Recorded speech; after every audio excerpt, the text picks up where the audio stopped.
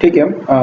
आज के क्लास में हम लोग सीखेंगे HTTP सर्विस। ठीक है, लिनक्स सिस्टम में HTTP सर्विस कैसे कॉन्फ़िगर करना है। एक्चुअली ये जो HTTP सर्विस है इसको हम लोग क्यों कॉन्फ़िगर करते हैं, तुम चाहते हो अगर तुम्हारा लिनक्स सिस्टम को अगर तुमको एज ए वेब सर्वर की तरह कॉन्फ़िगर करना है तो तुम इसमें HTTP सर्विस को एनेबल करते हुए उसमें जो भी इसका रिलेटेड फाइल्स है उन फाइल्स को तुम कॉन्फ़िगर करते हुए इसको वेब सर्वर को रनिंग में ला सकते हो। ठीक है, तो सिंपल सा बात है, जो एक्चुअली जो तुम्हारा most of the web servers होता है जैसे लाइक तुम्हारा अपाचे सर्वर। ठीक है, जैसे तो तुम्हारा लिनक्स का अपाचे सर्वर होता है और विंडोज के लिए IIS बेस्ड सर्वर होता है।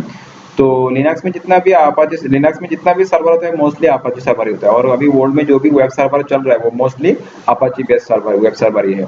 और उसके लिए हम लोग को यहाँ पे लिनक्स सिस्टम में जो अपाचे सर्विस है उसको अगर या तो सर्वर है उसको अगर एक्टिव करना यूज करना है तो HTTP सर्विस यहाँ पे इनेबल करना होगा। ठीक है, तो चलो सबसे पहले यहाँ पे हम लोग क्या करेंगे, कंसोल को ओपन कर लेते हैं। यहाँ पे सबसे पहले कंसोल को ओपन कर लेते हैं और इसका फॉन्ट को थोड़ा मैं बड़ा कर लेता हूँ।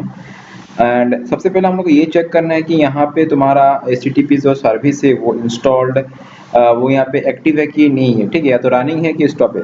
तो उसको चेक करने के लिए यहाँ पे कमांड चलाना पड़ेगा systemctl सिस्टम, यहाँ पे टाइप करना होगा systemctl एंड उसके बाद स्टेटस। ठीक है, उसके बाद क्या स्टेटस, तो मैं एक बार दिखा दूं स्टेटस, उसके बाद यहाँ पे लिखना है HTTP DB okay dot service. तुमको अगर अपना ये जो सर्विस है ये यहाँ पे है कि नहीं है, या तो ये सब पता करने के लिए उससे पहले तुम ये भी कर सकते हो कि ये जो पैकेज है पैकेज यहाँ पे इंस्टॉल है कि नहीं वो पता कर सकते हो। पहले मैं एक बार यहाँ दिखा दूं तो पहले एक बार तुमको मैं पैकेज वाला बात बोल दूं, अगर RPM-QA ये अगर क्वेरी चलाओगे और यहाँ पे HTTPD अगर एंटर प्रेस करोगे तो मतलब यहाँ पे ये जो पर्टिकुलर पैकेज है इंस्टॉल है कि नहीं तुमको पता चल जाएगा। ठीक है, तो यहाँ पे अगर आउटपुट में ये आ रहा है मतलब यहाँ पे HTTPD पैकेज इंस्टॉल है। बाय डिफॉल्ट में ये लिनक्स डिस्ट्रीब्यूशन के साथ ये पैकेज इंस्टॉल ही आता है। फिर भी अगर ना आए तो तुम यहाँ पे yum install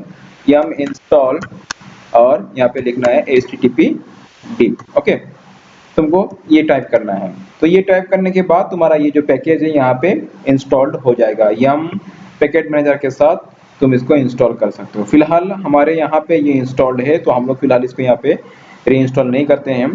तो सिंपल सा बात है, पहले तुमको ये पता करना है कि तुम्हारे यहाँ पे HTTP सर्विस इंस्टॉल्ड है कि पैकेज इंस्टॉल है कि नहीं। अगर इंस्टॉल नहीं है तो उसको यम इंस्टॉल करते हुए इसको इंस्टॉल कर लेना। ठीक है, तो ये तो हो गया पहला बात। सेकंड बात हम लोग को ये पता करना है ये सर्विस ये पैकेज यहाँ पे इंस्टॉल करने के बाद ये जो सर्विस है यहाँ पे रनिंग है कि नहीं। तो उसके लिए हम लोग क्या कमांड चलाएंगे systemctl स्टेटस और HTTPD ओके, एंटर प्रेस करेंगे तो देखो यहाँ पे क्या आ रहा है इनएक्टिव आ रहा है। ठीक है, मतलब ये सर्विस यहाँ पे रनिंग नहीं है। यहाँ पे लिखा हुआ है HTTPD service the Apache HTTP server और ये एक्टिव तुम्हारा जो ऑप्शन है यहाँ पे इनएक्टिव दिखा रहा है, मतलब ये अभी एक्टिव नहीं है।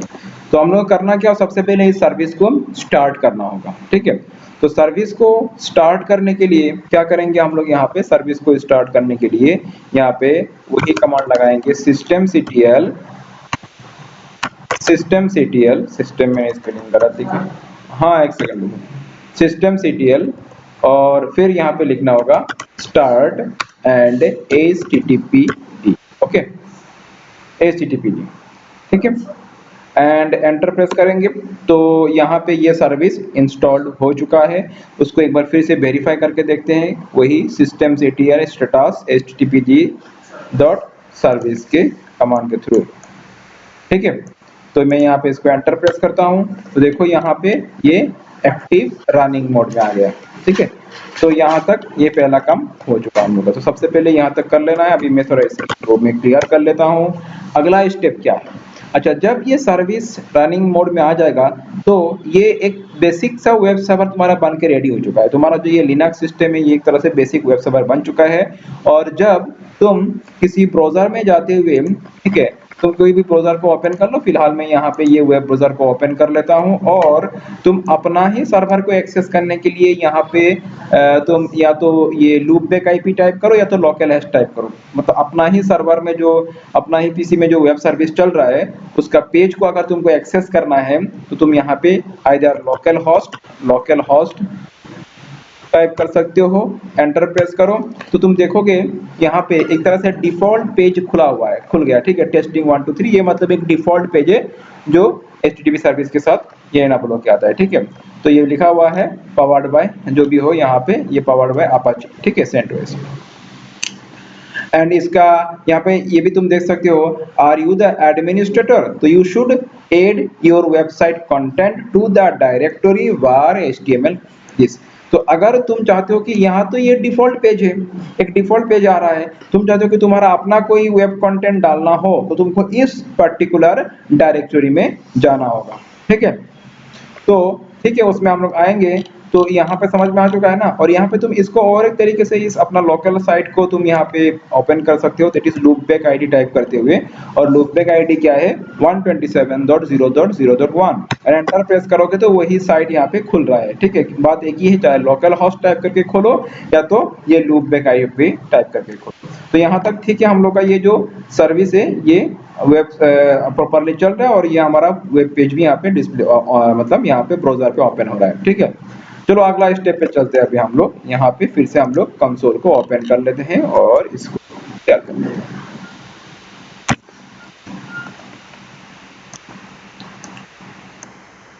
अच्छा नेक्स्ट, अभी अगर तुम चाहते हो कि तुम्हारा कोई अपना खुद का वेब कंटेंट हो, ये तो डिफॉल्ट पेज में आ रहा है, डिफॉल्ट कंटेंट यहाँ पे डिस्प्ले हो रहा है। तुम चाहते हो कि अपना खुद का कोई कंटेंट डालना है, तो थोड़ा देर पहले तुमको मैंने दिखाया था यहाँ पे क्या वो डायरेक्टरी कौन सा था, वार। यहाँ पे तुम हम लोग जो पेज को ओपन किया था तो यहाँ पे उसने वो डायरेक्टरी शो किया था और वो डायरेक्टरी क्या था, यहाँ पे देख सकते हो var www.html। तो इस पर्टिकुलर डायरेक्टरी के अंदर हम लोग जाना होगा। तो चलो इस डायरेक्टरी को हम लोग नेविगेट करते हैं। तो उसके लिए यहाँ पे cd टाइप करेंगे और उसके बाद var www और इसके बाद क्या है html, ठीक है। एंटर प्रेस करेंगे और यहाँ पे pwd करके देखो तो राइट ना हम लोग उसी पाथ पे है, उसी लोकेशन पे है। और यहाँ पे ls करके देखो, फिलहाल यहाँ पे इसके अंदर कोई इस तरह का कंटेंट नहीं है। तो चलो, क्योंकि ये तो डिफॉल्ट पेज ओपन हो रहा था तो हम लोग चाहते हैं कि कोई हम तुम्हारा अपना खुद का कंटेंट डालें। तो हम लोग यहाँ पे उसका खुद का कंटेंट डालने के लिए क्या करना होगा, यहाँ पे हम लोग को एक index.html फाइल क्रिएट करना होगा, जो कि एक HTML फाइल होगा, ठीक है। index.html फाइल यहाँ पे हम लोग को क्रिएट करना होगा। तो चलो हम लोग फाइल को क्रिएट करते हैं। तो क्रिएट करने के लिए हम लोग यहाँ पे vi यूज कर सकते हैं या तो कोई भी तुम यूज कर लो। तो मैं यहाँ पे लिखता हूँ vi और फिर हम लोग फाइल का नाम क्या देंगे, index.html। एंटर प्रेस करेंगे और इसके अंदर कुछ कंटेंट हम लोग टाइप कर लेंगे। जैसे मैंने ऐसे ही टाइप कर दिया यहाँ पे, तो ये vi है तो यहाँ पे पहले ये आई प्रेस करना होगा इंसर्ट के लिए। उसके बाद यहाँ पे लिखो, जैसे मैंने लिखा वेलकम टू डेटा, ठीक है। बस ऐसे ही मैंने कुछ कंटेंट यहाँ पे डाल दिया, ओके ना। अच्छा, उसके बाद इस फाइल को हम लोग सेव कर लेंगे। तो मैं यहाँ पे कोई तुम लोग को HTML का कोडिंग नहीं जा रहा हूँ, जस्ट सिंपली ये समझाने के लिए हल्का सा कंटेंट डाल दिया और यहाँ से हम लोग निकल के आ रहे हैं। $WQ प्रेस करते हुए मतलब फाइल को सेव करना है, उसके लिए $WQ और हम लोग यहाँ से निकल के आ गए, ठीक है। फिर से एक बार दिखा दूं मैं सेव करने का कमांड क्या है। यहाँ पे vi एडिटर में अगर तुमको कोई भी फाइल को सेव करना है पहले एस्केप प्रेस कर लेना, उसके बाद $WQ प्रेस एंटर प्रेस करके एंटर, ठीक है। तो ये फाइल सेव हो चुका है। अभी फिर से ls करके देखो तो उस पर्टिकुलर डायरेक्टरी में मेरा ये फाइल, ये कंटेंट आ चुका है। तो ठीक है, अभी जो डिफॉल्ट वेब डायरेक्टरी है उसके अंदर मेरा एक HTML कंटेंट है जो जिसको मैंने index. नाम देके रखा है। और ध्यान रखना तुमको इसको क्या नेम देना है, इंडेक्स नेम ही देना है, ठीक है।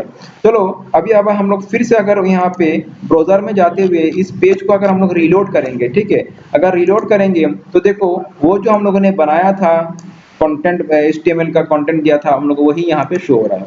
तो अभी डिफॉल्ट वाला नहीं आ रहा है, बात समझ में आ रहा है। अगर कुछ कंटेंट रहेगा नहीं तो डिफॉल्ट वाला आएगा। तो फिर से मैं अगर यहाँ पे कंसोल में जाऊँ और चलो मैं अगर मैं उस कंटेंट को अगर रिमूव कर दूँ, ठीक है।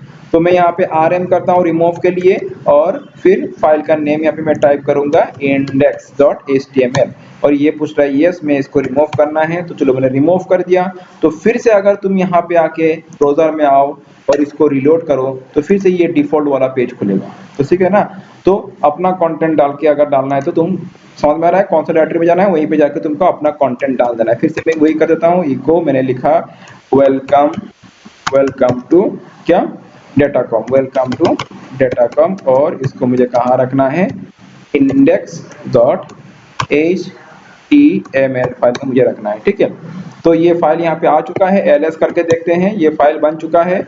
और फिर से एक बार यहाँ पे हम लोग इसको रीचेक कर लेते हैं। चलो ये मेरा यहाँ पे आ चुका है।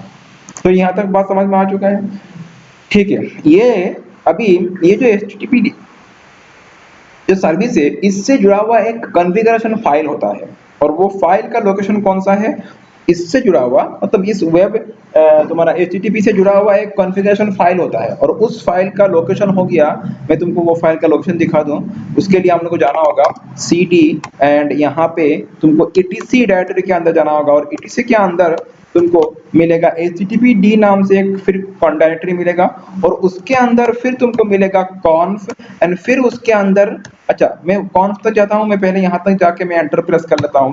तो फिलहाल मेरा प्रेजेंट वर्किंग डायरेक्टरी क्या है, ये वाला है httpd conf। इसमें अगर ls करोगे तुम देखोगे इसके अंदर httpd.conf नाम से एक कॉन्फ़िगरेशन फाइल है, तो हम लोग को इसी फाइल को एक्सेस करना होता है, ठीक है। अभी यहाँ पे कुछ खास ज्यादा कुछ करना नहीं है, मैं जस्ट 2-3 करके दिखाऊंगा, समझाऊंगा तुम लोगों को।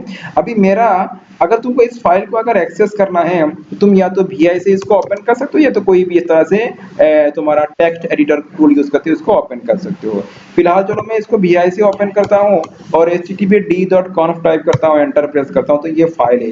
तो ये बहुत ही बड़ा फाइल है, ठीक है, ये बहुत ही बड़ा फाइल है, तुम इसमें नीचे जाते रहोगे, कोई बात नहीं। तो यहाँ पे एक पर्टिकुलर तुम्हारा क्या है कि यहाँ पे एक पर्टिकुलर एंट्री है, लाइन है, जिसमें जाके तुमको एक मैं समझा रहा हूँ, यहाँ पे तुम देख सकते हो यहाँ पे। अच्छा चलो मैं टाइप ही कर लूँ, सबसे बेहतर होगा मैं टाइप कर लूँ। चलो यहाँ पे मिल जाएगा तुमको ये वाला, दिस वाला, ठीक है, डॉक्यूमेंट रूट, ये वाला। क्योंकि अभी देखो हम लोग क्या किया, तो थोड़ा देर पहले इस पर्टिकुलर डायरेक्टरी के अंदर कौन सा var www html, इसके अंदर मैंने वो अपना कंटेंट डाला था, और ये जो है ये एक्चुअली डिफॉल्ट तुम्हारा डॉक्यूमेंट डायरेक्टरी है। ये एक्चुअली डिफॉल्ट डॉक्यूमेंट मतलब तुम्हारा पेज, मतलब उसका बात बोल रहा है, तुम्हारा पेज डिफॉल्ट में कहाँ रखोगे, तो बाय डिफॉल्ट में ये वाला तुम्हारा डायरेक्टरी है, इसको बोला गया डिफॉल्ट डॉक्यूमेंट डायरेक्टरी, ठीक है। अगर तुम चाहते हो तुम्हारा डिफॉल्ट डॉक्यूमेंट डायरेक्टरी तुमको ये नहीं, दूसरा कुछ चेंज, दूसरा कोई डायरेक्टरी को, दूसरा किसी डायरेक्टरी को अपना डॉक्यूमेंट डायरेक्टरी बनाना है, तो तुम वो काम यहाँ पे इस कॉन्फ़िग फाइल पे आके कर सकते हो। बात समझ में आ रहा है? तो उसके लिए तुमको करना क्या होगा, इस फाइल को तो पहले एक्सेस करना होगा, फिलहाल वो हम लोगों ने कर लिया ऑलरेडी। और यहाँ पे आके ये जो तुमने डॉक्यूमेंट रूट जो है, इसको ये जो www है, इसको हम लोग समझ लो, मैं चाहता हूं कि मेरा रूट के अंदर एक फाइल हो गया, समझ लो वेब नाम का एक फाइल है, ठीक है। रूट के अंदर क्या फाइल है समझ लो, क्या हुआ, सॉरी मैंने यहाँ पे आई प्रेस किया नहीं, हाँ। तो रूट के अंदर मेरा एक फाइल है, मैं यहाँ पे फिर से जाता हूँ, और एक फोल्डर है वेब नाम से। मैं चाहता हूँ कि वेब फोल्डर को डिफॉल्ट डॉक्यूमेंट डायरेक्टरी बनाना है, तो तुमको यहाँ पे डॉक्यूमेंट रूट में जाके वेब लिखना होगा, और फिर वही यहाँ पे तुमको आना होगा, ठीक है। यहाँ पे आने के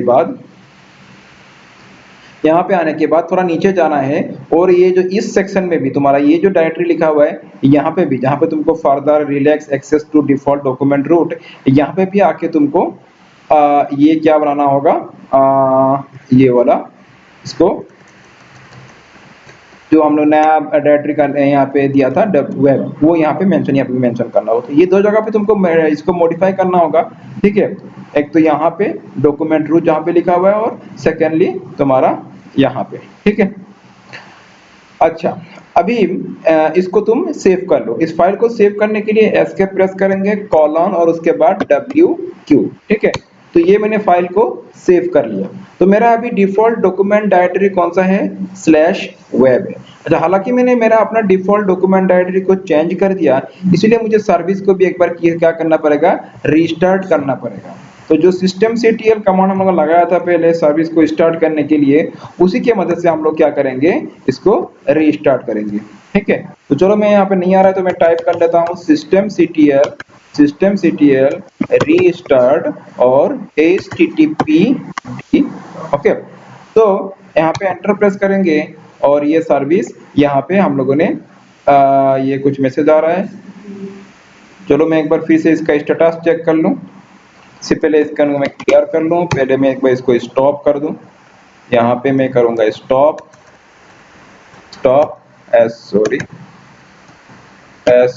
STOP, ठीक है। फिर करेंगे हम लोग इसको स्टार्ट, strt start एंड ये कुछ वजह से फेल्ड बिकॉज यहाँ पे एरर आ रहा है, जस्ट वेट मैं इसको ठीक।